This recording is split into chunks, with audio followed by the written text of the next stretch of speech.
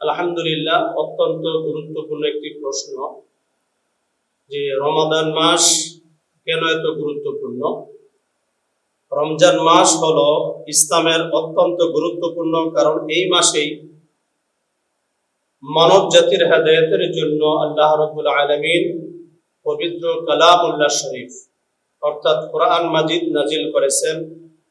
এই বরকতময় মাস রমাদান মাসের বরকতময় রাত্র লাইলাতুল কদরের রজনীতে এই কোরআন নাজিল করেছেন।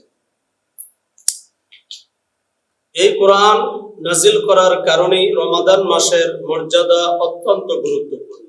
শুধু তাই নয়, কোরআনুল কারীমের পাশাপাশি এই মাসে অর্থাৎ রমাদান মাসে ফরজ ইবাদত নাজিল হয়েছে, রমাদান ফরজ হয়েছে।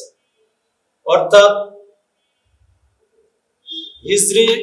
দ্বিতীয় হিজরিতে রমাদান মাসের রোজা আল্লাহ রাব্বুল আলামিন আমাদের জন্য ফরজ করেছেন। এই কারণেই রমাদান মাস এত গুরুত্বপূর্ণ।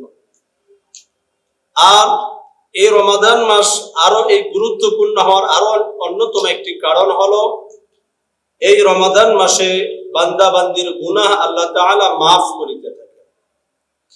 এবং রমাদান মাস গুরুত্বপূর্ণ হওয়ার আরো একটি কারণ হলো এই মাসে এমন একটি রাত্র আছে যা হাজার মাসের চাইতে উত্তম। এই কারণে এই মাসটি আল্লাহ তাআলার কাছে অত্যন্ত গুরুত্বপূর্ণ। শুধু তাই নয়, এই মাসে আল্লাহ রাব্বুল আলামিন শয়তানকে শৃঙ্খলাবদ্ধ করে রাখেন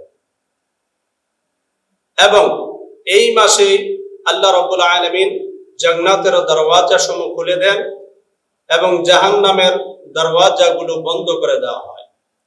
এই কারণে রমাদান মাস অত্যন্ত গুরুত্বপূর্ণ। ধন্যবাদ।